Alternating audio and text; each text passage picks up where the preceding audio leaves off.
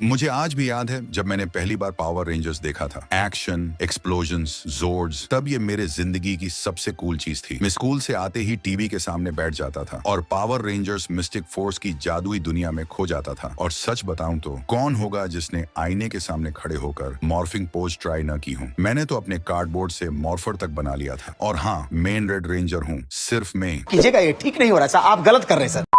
अगर आपके पास मेगा जॉर्ड था तो आप कॉलोनी के सबसे कूल किड थे। स्कूल में रेंजर्स बनकर खेलना, फेवरेट रेंजर पर डिबेट करना, सब कुछ मजेदार था। अब जब मैं सोचता हूँ तो रियलाइज होता है कि पावर रेंजर्स सिर्फ फाइट्स और जोर्ड्स के बारे में नहीं था। इसने हमें टीम वर्क, ब्रेवरी और नेवर गिव अप करने के बारे में सिखा था। लेकिन जैसे जैसे वक्त बीता गया, पावर रेंजर्स की पॉपुलैरिटी कम होने लगी। मॉडर्न ऑडियंस के साथ तालमेल बिठाने में इसे मुश्किलें आने लगी। तो आखिर ऐसा क्या हुआ? पावर रेंजर्स इतनी ऊंचाई तक कैसे पहुंचा और फिर धीरे धीरे इसकी चमक क्यों फीकी पड़ गई? तो चलिए शुरू करते हैं पावर रेंजर्स के राइज और फॉल की पूरी कहानी।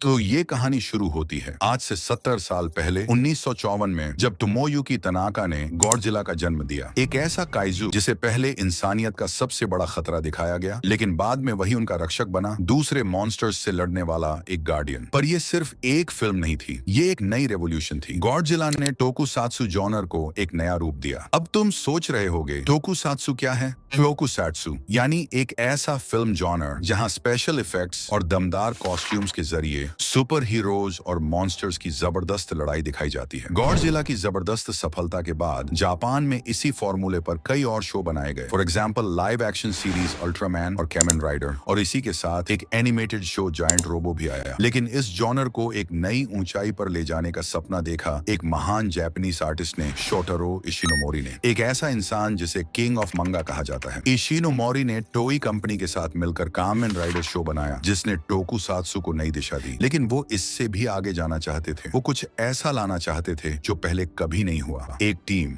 जो साथ मिलकर बुराई से लड़े। साल 1975 और इशिनोमोरी का सपना पूरा हुआ मित्सु सेंटाई गोरेंजर के साथ। ये पहला सुपर सेंटाई शो था। 5 सुपर हीरोज की एक टीम जहां हर किरदार का एक खास रोल था। गोरेंजर एक जबरदस्त हिट साबित हुआ और इसी के साथ सुपर सेंटाई का दौर शुरू हुआ। एक ऐसा फॉर्मूला तैयार हुआ जिस पर आने वाले दशकों तक नए सीजन्स बनते रहे। फिर 1978 में एक और बड़ा कदम उठाया गया। टोई कंपनी और मार्वल कॉमिक्स ने मिलकर एक नया शो बनाया, जापानीज स्पाइडरमैन। लेकिन ये स्पाइडरमैन वैसा नहीं था जैसा तुम जानते हो। ये पूरी तरह से अलग था और इसमें कुछ ऐसे एलिमेंट्स थे जो बाद में पावर रेंजर्स की पहचान बने। हाँ, इस स्पाइडरमैन के पास था एक जायंट रोबोट लेपर्डन, जिसे वो मॉन्स्टर्स से लड़ने के लिए बुलाता था। और यही फॉर्मूला बाद में सुपर सेंटाई में भी शामिल हुआ। तो देखा जाए तो ये जापानीज स्पाइडरमैन टेक्निकली एक सुपर सेंटाई ही था। साल था 1980 और एक बिजनेसमैन हैम साबन जापान के लिए एक आम बिजनेस ट्रिप पर निकले थे। लेकिन उन्हें नहीं पता था कि ये सिर्फ एक ट्रिप नहीं, बल्कि उनकी तकदीर बदलने वाली रात थी। सबन ने कुछ ऐसा देखा जो अमेरिका में पहले कभी नहीं आया था। 5 सुपर हीरोज जो टीम वर्क, एक्शन और एडवेंचर के साथ बुराई के खिलाफ लड़ रहे थे। और उसी पल साबन ने सिर्फ एक शो नहीं बल्कि भविष्य देख लिया था। ये शो सुपरहिट होगा। Super heroes, adventure, team work, रंगीन सूट पहने हुए हीरोज, रबर जैसे मॉन्स्टर्स से फाइट। हेम ये अमेरिकन ऑडियंस को पसंद नहीं आएगा। ये बहुत रिस्की है, बहुत अलग है। लेकिन साबन को अपने आइडिया पर भरोसा था। उन्होंने किसी की नहीं सुनी और जापान से उस शो की फुटेज खरीद ली और निकल पड़े इसे अमेरिका में अडॉप्ट करने। लेकिन सालों तक किसी ने इस आइडिया को एक्सेप्ट नहीं किया। कोई भी वो नहीं देख पाया जो साबन ने देखा था। और इसी तरह बायोमैन, जो कि चोडेंशी बायोमैन का अमेरिकन वर्जन था, बिना शुरू हुए ही खत्म हो गया। और साल बीतते चले गए और साबन हार माने ही वाले थे। लेकिन किस्मत का कुछ और ही प्लान था। मार्गरेट लोश, जो उस वक्त फॉक्स किड्स की प्रेसिडेंट थी, उन्होंने सुपर सेंटाई के पोटेंशियल को देखा। मार्गरेट लोश अपने ऑफिस में बैठी हैं, साबन का आइडिया सुन रही हैं। कुछ सेकंड सोचने के बाद वो मुस्कुराती हैं और कहती हैं, लेट्स डू इट। और बस कहानी फिर से शुरू हो गई। फॉक्स किड्स के साथ पार्टनरशिप के बाद साबन का सपना सच होने वाला था। सुपर हीरोज, धमाकेदार एक्शन, एडवेंचर, अमेरिका कुछ नया देखने वाला था। और फिर 1993 में mighty morphine power rangers launch हुआ और ये एक ब्लॉकबस्टर हिट बन गया, जिस वजह से इन्होंने बैंडे के साथ मिलकर पावर रेंजर्स के मर्च भी बनाए, जो इसकी मेन सोर्स ऑफ इनकम बनी। जिस शो को कभी हर नेटवर्क ने रिजेक्ट कर दिया था, वो अब एक ब्लॉकबस्टर साबित हो चुका है।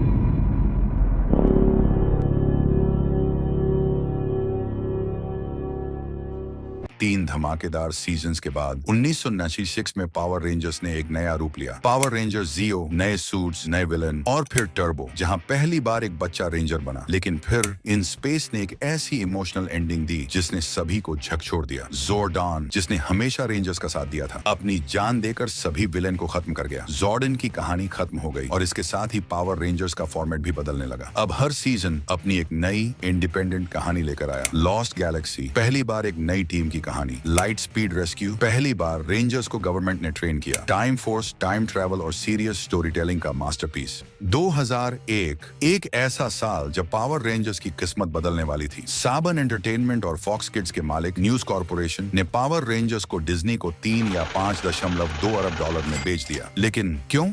इसका कारण था शो की पॉपुलैरिटी घट रही थी। माइटी मॉर्फिन ईरा के बाद रेटिंग्स गिरने लगी थी। कार्टून नेटवर्क और निकलोडियन जैसे चैनल अपने ओरिजिनल शो से किड्स टीवी मार्केट पर राज कर रहे थे। साबन और फॉक्स को लगा कि ये सही समय था फ्रेंचाइज से पैसा निकालने का। इन्हीं सभी रीजंस के चलते पावर रेंजर्स को डिज्नी को बेच दिया गया। डिज्नी के आते ही पावर रेंजर्स बदलने लगा। शो की प्रोडक्शन न्यूजीलैंड में शिफ्ट हो गई और अब ये एबीसी फैमिली, टून डिज्नी और जेटिक्स पर आने लगा। फिर 2002 में आया वाइल्ड फोर्स, जिसमें लेजेंडरी एपिसोड फॉरएवर रेड था, जहां सभी रेड रेंजर्स मिले। निंजा स्टॉर्म, हल्का फुल्का, ज्यादा कॉमेडी और fun. Dino Thunder, Tommy Oliver की वापसी हुई, जिसने इसे एक फैन फेवरेट बना दिया। एसपीडी, फ्यूचर में सेट, पुलिस थीम वाले rangers. Mystic Force, magic powers के साथ एक नया कॉन्सेप्ट जो कि मेरा पर्सनल फेवरेट है। डिज्नी ने कई एक्सपेरिमेंट्स किए, कुछ सफल रहे, कुछ नहीं। ऑपरेशन ओवरड्राइव को फैंस ने ज्यादा पसंद नहीं किया, लेकिन जंगल फ्यूरी की मार्शल आर्ट्स एक्शन ने लोगों का दिल जीत लिया। लेकिन फिर आया ट्विस्ट। डिज्नी पावर रेंजर्स को बंद करने वाला था, लेकिन बंडाई के साथ कुछ कॉन्ट्रैक्ट्स के चलते उन्हें पावर रेंजर्स आरपीएम बनाना पड़ा, एक पोस्ट अपोकलिप्टिक दुनिया और डार्क स्टोरी टेलिंग के साथ। लेकिन डायनो थंडर और एसपीडी जैसे सफल सीजन्स के बावजूद डिज्नी इस फ्रेंचाइज में ज्यादा दिलचस्पी नहीं ले रहा था। 2010 तक उन्होंने इसे छोड़ने का फैसला कर लिया। डिज्नी अब मार्वल, पिक्सार और स्टार वॉर्स पर ध्यान देने लगा और पावर रेंजर्स को कोई तवज्जो नहीं मिली। लेकिन जहां डिज्नी ने एक आखिरी बार पावर रेंजर्स से मुंह मोड़ लिया, वहीं हैम साबान ने इसे एक बार फिर अपना सपना बना लिया। डिज्नी ने पावर रेंजर्स को 5.2 अरब डॉलर में खरीदा था, लेकिन साबान ने इसे सिर्फ 43 मिलियन डॉलर में वापस खरीद लिया। को पैसा बर्बाद पहन। और 2011 में पावर रेंजर्स सैमुराई लॉन्च हुआ। शो ने ओरिजिनल माइटी मॉर्फिन वाइब्स वापस लाने की कोशिश की, लेकिन फैंस को लगा कि इसकी स्टोरी टेलिंग कमजोर थी। मेगा फोर्स 20th एनिवर्सरी के लिए बनाया गया, लेकिन पुअर एक्सिक्यूशन की वजह से फैंस इसे कुछ खास पसंद नहीं करते। डायनो चार्ज, एक नया जीवन दान, स्ट्रॉन्ग कैरेक्टर्स और अच्छी कहानी के साथ। This was one of the best seasons ever, लेकिन निंजा स्टील फिर से मिक्स्ड रिएक्शंस। 2018 टॉय इंडस्ट्री के दिग्गज हैस्ब्रो ने पावर रेंजर्स को साबन से 522 करोड़ में खरीद लिया, लेकिन साबन ने इसे फिर से क्यों बेचा? टॉय सेल्स घट रही थी। 2017 की power rangers movie box office पर फ्लॉप रही और साबन को लगा कि अब इस फ्रेंचाइज को एक नई ताकत की जरूरत थी, इसलिए है। मेरे को पैसा चाहिए, मेरा पैसा दो।